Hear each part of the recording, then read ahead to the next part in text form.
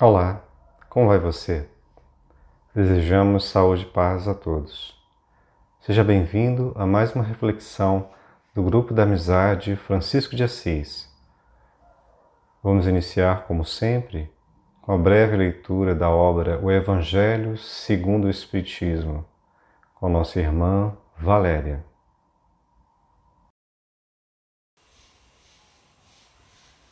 O Evangelho segundo o Espiritismo, capítulo 18, muitos os chamados, poucos os escolhidos. Item 9. Todos os que reconhecem a missão de Jesus dizem, Senhor, Senhor.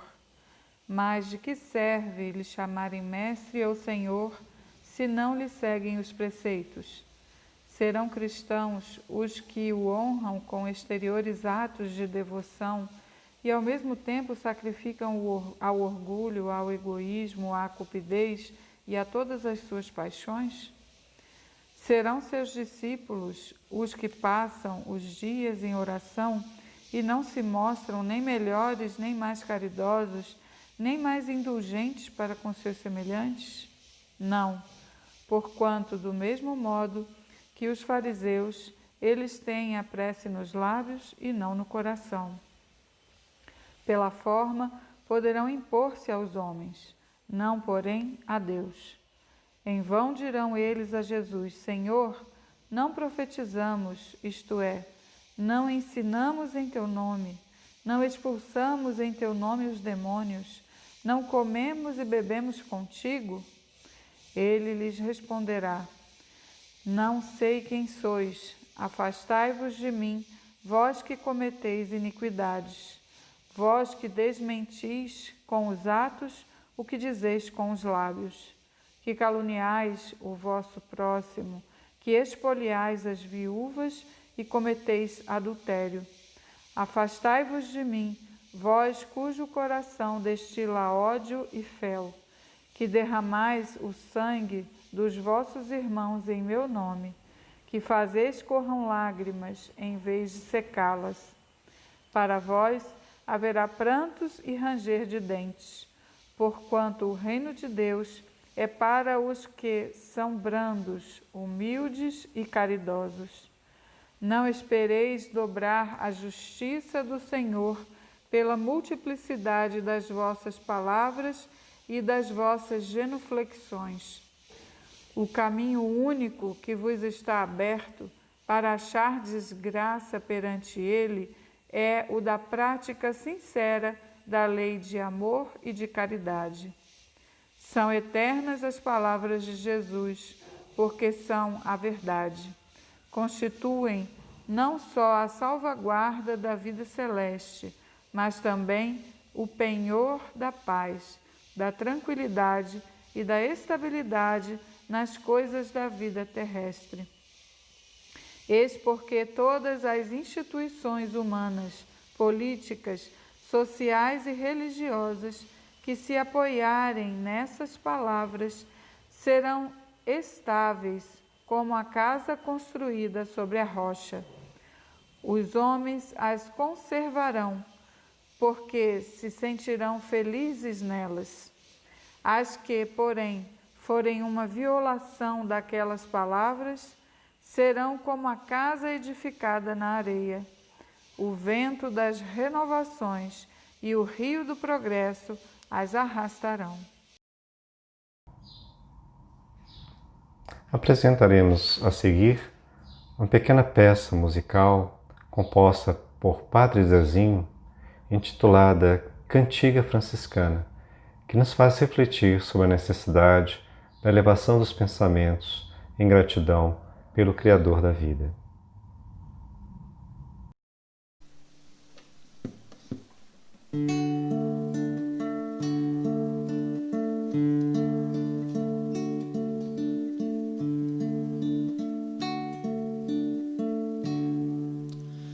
Caro irmão Sol, cara irmã Lua, vós irmãs estrelas que no céu brilhais,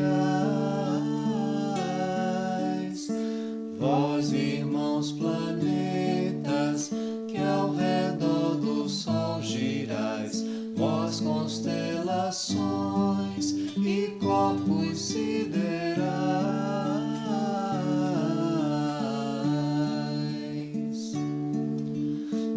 Vós aqui na terra, vós no firmamento, num só pensamento, numa só canção. Celebremos juntos, numa sinfonia, a sabedoria de quem nos criou. Vós, ó criaturas que nem conhecemos, anjos e arcanjos, vós, ó querubins, vós, ó serafins, vós, ó não humanos, se nos escutais, se podeis orar conosco. Caro irmão Sol,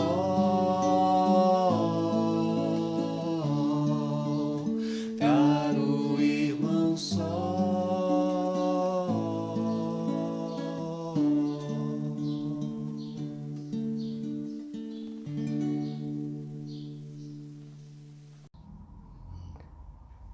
Dando prosseguimento às nossas reflexões, vamos dar pequenos avisos para aqueles que estão chegando agora.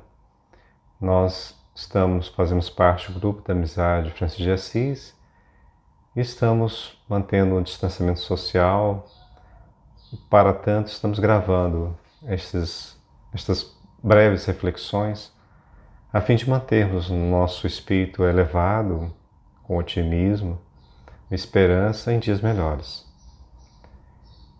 Graças a Deus temos notícias de que a enfermidade global está cedendo, né? Mas técnicas e ajuda e remédios estão sendo empregados, salvando muitas vidas, milhares de vidas.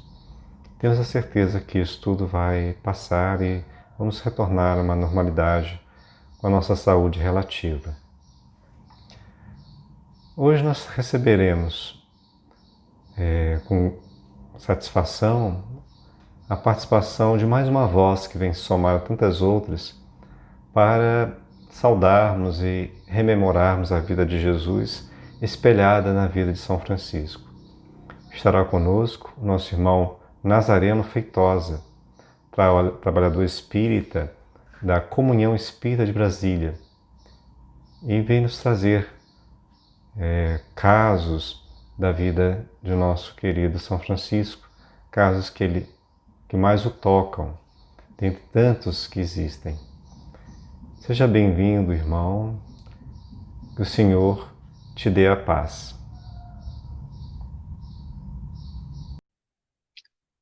Caros amigos, meu nome é Nazareno Feitosa e estamos aqui a convite do GAFA, Grupo da Amizade Francisco de Assis, nosso querido Sérgio, para poder falar algumas coisas para vocês nesse momento sobre Francisco. Então, nós vamos tratar de alguns lindos casos de Francisco de Assis, nesse tempinho que a gente dispõe, né? Deixa eu até olhar aqui o nosso horário para não ter problema. Bom, então, a gente então começa agradecendo a Deus, nosso Pai, pedindo que Ele, Jesus, Francisco, nos inspirem no aprendizado dessa noite, tá? A gente vai colocar aqui alguns slides. Vamos aqui, então. Aqui, uma imagem do filme, né? Clara e Francisco. É muito bonito esse filme, é uma das melhores biografias que eu já vi. São 3h20. Esse não é aquele do Franco Zeffirelli, não, tá? Do Irmão Sol, Irmã Lua. É muito bacana também aquele, mas esse é bem, bem interessante. Vocês vão gostar muito, tá? E a gente, então, não vai poder fazer a palestra inteira, mas a gente vai ver aqui alguns lindos casos de Francisco. Aqui é uma das peças de roupa de Francisco, olha lá. Que coisa interessante, não é? Aqui é o momento que ele renuncia a tudo. E uma das coisas interessantes, o momento mais bonito da vida de Francisco de Assis, mais importante, ele colocou no seu testamento, foi um dia em que ele encontra um leproso. Ele tinha recém-iniciado a sua missão aqui na Terra, e ainda com muitas questões na cabeça, não é? e ele tinha muito medo da lepra, tinha uma repulsa pela enfermidade e, claro, muito medo dos nossos irmãos leprosos. E ele então, né, pensa: o que faria Jesus no meu lugar? Então se aproxima daquele leproso, aquele irmão com hanseníase, dá um beijo no seu rosto, e a partir daquele momento ele vai dizer que viu o rosto de Jesus na face daquele nosso irmão. Ele fica muito emocionado e vai dizer que a partir daquele momento tudo que era amargo, tudo que era ruim, tudo que era difícil para ele, vai se tornar doce, agradável, belo, e a sua vida faz uma grande diferença. Foi o dia mais importante e foi a primeira cura de Francisco de Assis, foi esse nosso irmão, né? Foi no ano de 1206 ainda, ele muito jovem, não é? E a gente vai ver também, aqui é Clara do filme, não é? Vocês vão ver uma moça muito bonita, essa atriz que fez Clara, e vamos ver aqui então algumas virtudes de Francisco. Bom, em primeiro lugar, claro, o amor, o amor, sobretudo, a Deus nosso Pai, a Jesus, nosso Mestre, que ele amava como ninguém. Chico Xavier vai revelar que ele foi João, o discípulo amado de Jesus, não é? Aquele mais jovem de todos. E só realmente quem conviveu com Cristo podia amá-lo como Francisco amou a Jesus. Então está aí a explicação do seu grande amor pelo Mestre, porque ele o conheceu pessoalmente, foi chamado, não é? Esteve em muitos momentos, era um dos apóstolos mais próximos de Jesus, era Pedro, João e Tiago, não é? Os dois irmãos. E aí a gente também tem a humildade, não é? A humildade que leva ao respeito, então ele respeitava muito a igreja, jamais criticou a igreja, dizia para os frades que quando chegassem em uma igreja, que louvassem a Deus, agradecessem, porque mesmo eles sendo diferentes, ele pensava: a vós vos foi confiada uma missão, mas a mim me compete outra, como se cada um tem a sua missão, fala para um público específico, não é? A obediência, chamada santa obediência, uma das virtudes da ordem dos frades menores, que leva à disciplina tão importante para nós e tão divulgada e vivenciada por Francisco Cândido Xavier. A fé, que produz a coragem, que produz a renúncia, na verdade, e ele pôde renunciar, então, a tantos bens, tantas questões, para poder se dedicar inteiramente a Jesus, aquela fé que dá aquela fortaleza, realmente, não é? A simplicidade também, Francisco era muito simples, e é uma virtude que a gente tem esquecido, tem deixado de lado, é muito importante, e ela nos conduz à paz, na medida que a gente percebe que o mais rico não é quem tem muitas coisas, muitos bens, muito dinheiro. A pessoa mais rica é quem precisa de pouco para ser feliz, como nos ensinava Confúcio, esse outro grande mestre da humanidade. Também a serenidade, a sua serenidade era imperturbável, não é? Há um momento em que ele está capinando o seu jardim, e Frei Leão pergunta: Francisco, não é? Se você soubesse que iria morrer amanhã, o que é que você faria? Ah, eu continuava capinando o meu jardim. Vejam o que alguém completamente em paz consigo mesmo, com a consciência tranquila, não é? Se a gente soubesse que ia morrer daqui a 6 meses, já começava a ficar desesperado.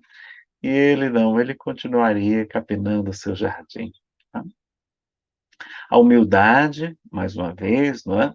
Ele disse que certa vez que teve um sonho em que ele era uma galinha preta. E essa galinha estava com muitos pintinhos e ela não estava dando conta de protegê-los sob suas asas. E ele, então, quando desperta, ele diz: olha, a ordem dos frades menores cresceu muito. Eu tenho que pedir ajuda, o amparo da igreja, não é? E o cardeal Ugolino o cardeal de São Paulo, vai ajudá-lo nessa tarefa. Não é? Muito interessante a humildade de Francisco também, buscando ajuda quando necessário. Não é? Tem um momento que teve um questionamento de Frei Maceu dos frades era o mais belo, o mais inteligente, e ele ficava meio perturbado, E disse certa vez, quando eles estavam caminhando, ele parou e disse: Mas Francisco, por que todos querem te seguir, querem te ouvir, querem estar contigo? Porque tu não és belo de rosto, tu não és homem rico, tu não és um homem sábio. Por que todos querem estar contigo, Francisco? E ele diz: Porque os olhos de Deus não encontraram criatura mais vil, servo mais inútil, e o utilizam para confundir a força e a beleza, a riqueza e a grandeza, para que o homem saiba que toda virtude vem de Deus e não da criatura. Olha que outro ensinamento belo, né? A caridade de Francisco, então, insuperável, o amor a todas as coisas, o respeito a toda a natureza, a todos os nossos irmãos, a confiança na providência divina. Eles trabalhavam, né, para ajudar as pessoas também, para ganhar o seu sustento. Eles aceitavam doações, mas somente para o dia de hoje. Se fosse para o dia de amanhã, eles não aceitariam. No dia de amanhã, Deus proveria. Então, eles tinham essa confiança irrestrita na providência divina, passavam muitos jejuns, muita fome, muito frio, mas estavam firmes na confiança no Pai, que nunca nos desampara. A sua doçura, né, que leva à fraternidade, por isso também ele conquistou tantos amigos, porque era uma pessoa extremamente agradável. A gente aprende no Evangelho segundo o Espiritismo sobre a afabilidade, a doçura, tão importantes também para nós. A alegria, a sua alegria de viver era insuperável, não é? E ele, então, vai citar 19 vezes no seu testamento a alegria como sendo uma virtude, uma qualidade que todos nós devemos buscar. E ele pedia aos frades para estarem sempre alegres, a salvo das influências negativas. E toda vez que vissem ele um pouquinho tristinho, que o alegrassem, que cantassem, para que espantasse aquele sentimento negativo. Olha que coisa, que mais ensinamento, não é? Mas quem conhece Jesus conhece sim a perfeita alegria. E ele vai ensinar a perfeita Letícia, né? A perfeita alegria, a perfeita felicidade. Ele está caminhando com o Frei João, desculpe, Frei Leão, e eles estão então caminhando, passando. Deixa eu contar logo a historinha, vai ficar mais fácil para vocês. E eles estão então caminhando longe, eles tinham ido para a chamada Terra Santa, estavam retornando, era inverno, estavam passando muito frio, muita fome. E ele então está caminhando com o Frei Leão, e aí vai dizer para ele, não é? Frei Leão, ovelhinha de Deus, ainda que eu tivesse, vamos ler aqui que é melhor, não é? Que eu não vou lembrar tudo de cor.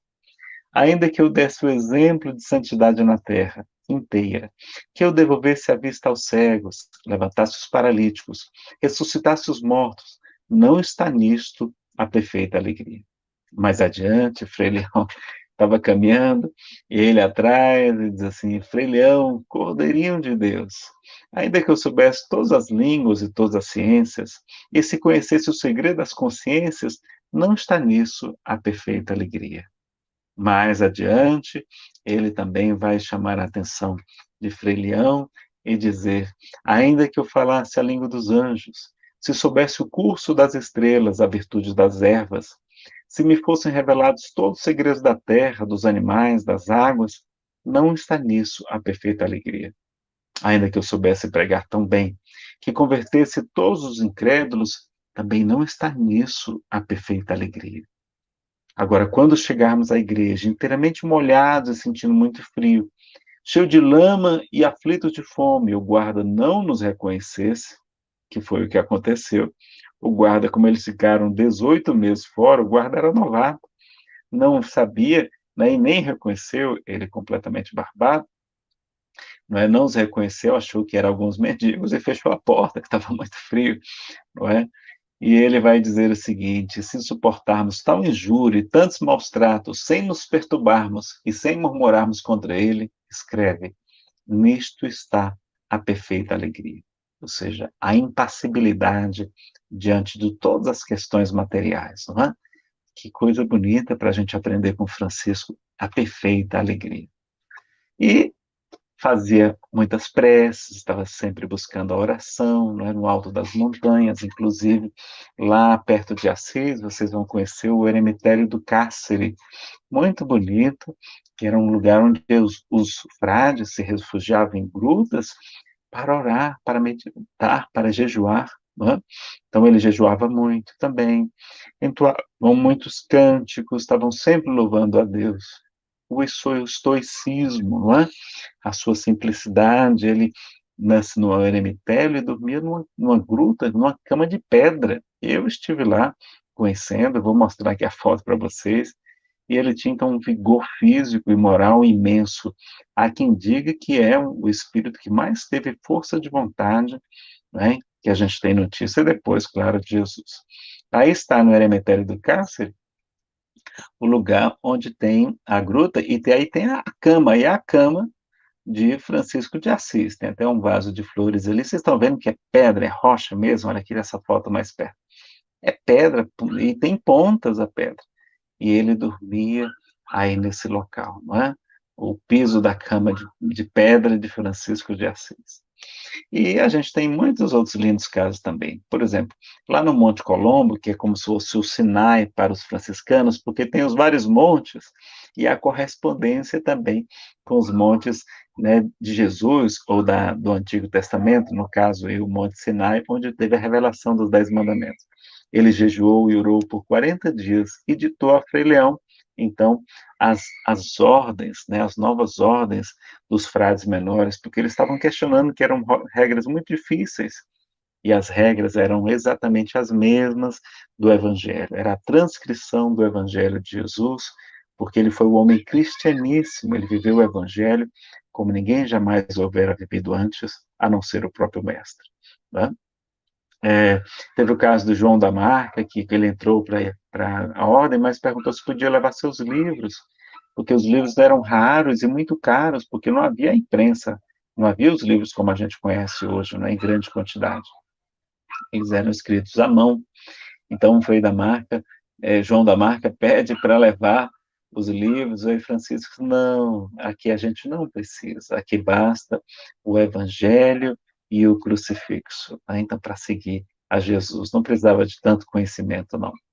Tem também a viagem à Terra Santa, então, de 18 meses, e quando ele retorna, encontra tudo mudado, estava tudo diferente, não é?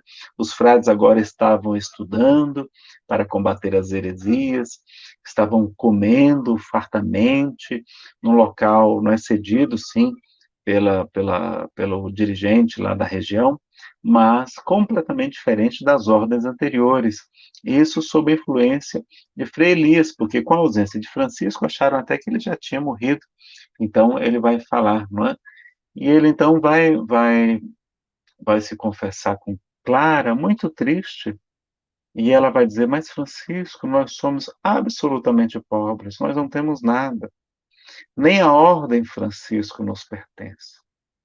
E ele então abre os grandes olhos e surpreende e percebe realmente que ele havia se equivocado, que a ordem também não o pertencia, mas claro que com o seu retorno ele consegue restabelecer a direção, não é, da ordem dos frades menores. E ele dizia para os frades: casei com a dama mais bela e mais detestada de Assis. E eles então diziam: mas Francisco, quem é essa dama?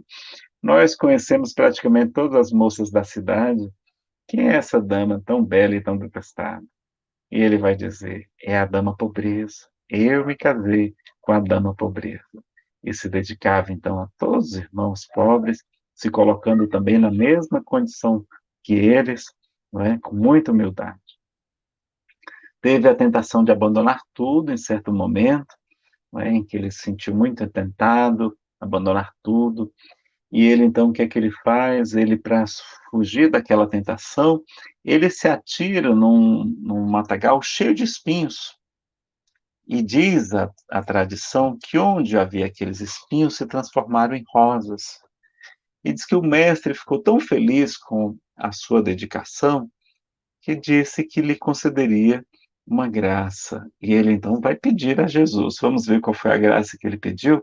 Ou seja, Jesus pergunta o que é que ele gostaria, e ele vai dizer: Senhor, eu gostaria que todos aqueles que comparecessem à Porciúncula, né, aquela igrejinha pequena que até hoje tem lá embaixo de Assis, que é na cidade de Santa Maria dos Anjos, dentro da igreja, construíram uma catedral imensa, chamada Catedral de Santa Maria dos Anjos, né, ele vai pedir que todos que entrassem na Porciúncula, que na época não tinha catedral, sinceramente arrependidos de seus pecados, que fossem perdoados.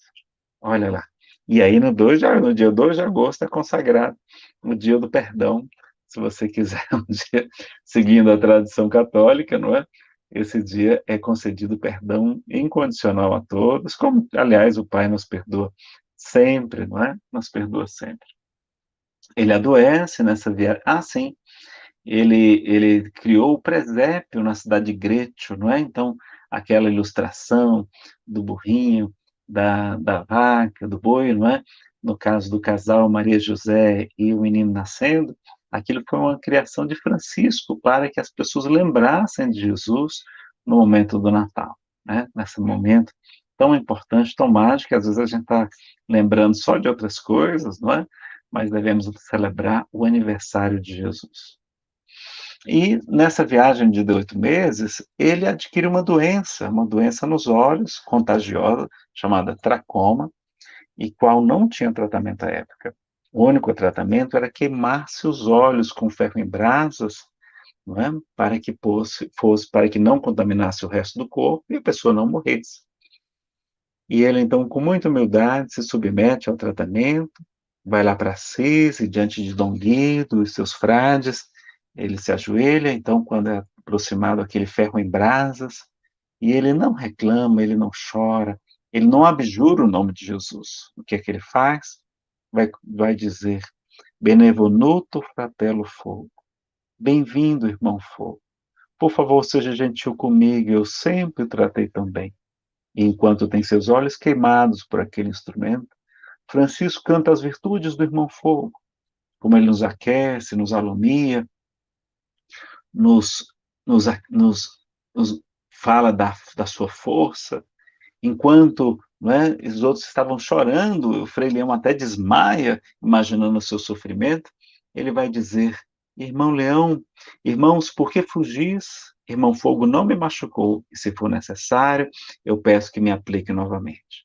Olha alguém que está em plena comunhão com Jesus, com o Pai Celestial. Então vejam, não é? E ele vai ficar cego dali por diante, até o final da vida, mas vai perceber mais claramente o mundo maior, ou o mundo espiritual. Não é? Ele que era um médium extraordinário, que escutava a voz do próprio mestre em diversas oportunidades, estava em perfeita sintonia com Jesus. Não é? Tem as historinhas do irmão Pardal, das irmãs Abelhas, não é? Que a gente vai ter que ir encerrando agora aqui por conta do nosso horário, tá? Depois a gente assiste uma versão mais longa dessa palestra. Os animais, o lobo de Gúbio, não é? Que estava atormentando a cidade, e ele se aproxima com tanto amor, o seu amor transcendia os reinos, e ele consegue acalmar o lobo, amansá-lo, que vai ficar morando na cidade, sendo alimentado pelos seus cidadãos, não é? Quando ele encontra uma vez, então, os passarinhos numa grande árvore repleta de rouxinóis, de pardais, de vários pintacilgos, ele então pede para os frades não fazerem barulho, para não espantar os irmãos passarinhos, e ele vai dizer, passarinhos, meus irmãos, vocês devem sempre louvar e agradecer ao Criador e amá-lo, pois ele lhes deu penas para vestir, asas para voar e tudo que vocês precisam. Deus lhe deu um bom lugar entre todas as criaturas e lhes permite morar na pureza do ar. E embora vocês não semeiem nem colham, não precisam se preocupar, porque ele protege e guarda vocês. Olha o carinho dele pelos passarinhos. Né? Então, no dia 17 de setembro de 1224, no Monte Alverne, que é considerado o Gólgota para os franciscanos, né? O monte onde Jesus foi crucificado, ele vai pedir, não é? Senhor Jesus Cristo, 2 graças te peço antes da minha morte. Que em vida eu sinta na alma e no corpo, quanto possível, toda a dor que tu, Jesus, suportastes na hora da tua paixão, e que eu possa sentir o quanto no coração, o quanto possível, o infinito amor que tivesses por nós, pecadores, ao aceitar livremente a tua cruz. E naquela hora um serafim, um anjo de 6 asas aparece e Francisco recebe as marcas do Cristo. Olha que relato impressionante também que a gente tem notícia. Então, no dia 3 de outubro de 1226, ele nasce em 1182, com apenas 44 anos, ele retorna ao mundo espiritual. Desencarnou cantando e pedindo que os frades cantassem, e ele ouvia também a narração da Páscoa do Evangelho de João. Ele, então, é acolhido pelos frades, e uma multidão vem despedir-se dele, e o seu sepultamento acontece no dia 4 de outubro, que é o dia que a Igreja Católica celebra o dia de Francisco de Assis, né? Então, que maravilha que é a vida de Francisco, tem muitas histórias, aí a imagem do filme, que eu recomendo que vocês assistam, tá? Infelizmente não tem no YouTube, mas vale a pena verificar quem pode adquirir o DVD, e emprestar, assistir, quem sabe assistir um dia aí na Gafa, né? No Gafa, aí a Clara despedindo-se também de Francisco, e quem quiser ler uma obra extraordinária, a melhor biografia que eu conheço de Francisco de Assis, é da Maria Estico, da editora Vozes, uma editora católica, chama São Francisco de Assis. É belíssimo esse livro, tá? E aí a gente vai ter o nosso encerramento, aí está a capa do DVD do filme Clara e Francisco, a capa, e o verso do DVD também, tá? Sejam, então, muito abençoados, que Deus esteja sempre conosco, a gente agradece a oportunidade de estar aí com vocês, e quem sabe estaremos um dia presencialmente, aí, junto com os amigos, o Sérgio e todos os amigos do GAFA.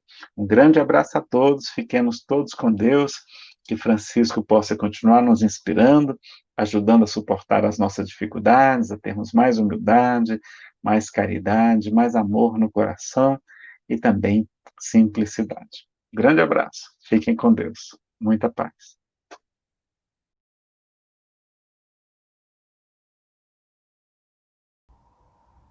Agradecemos as palavras generosas, as lembranças fraternas, os lindos casos de nosso irmão Francisco de Assis, reproduzidas com tocante carinho pelo nosso irmão Nazareno Feitosa. Aguardamos a sua visita, querido irmão, à nossa instituição em breve. Agradecemos a todos pela atenção e pelo carinho. Vamos então agora fazer uma pequena apresentação de uma oração cantada, encerrando então um ciclo de reflexões acerca da vida de Jesus espelhada na vida de nosso irmão menor, Francisco de Assis. Muita paz e realizações no bem.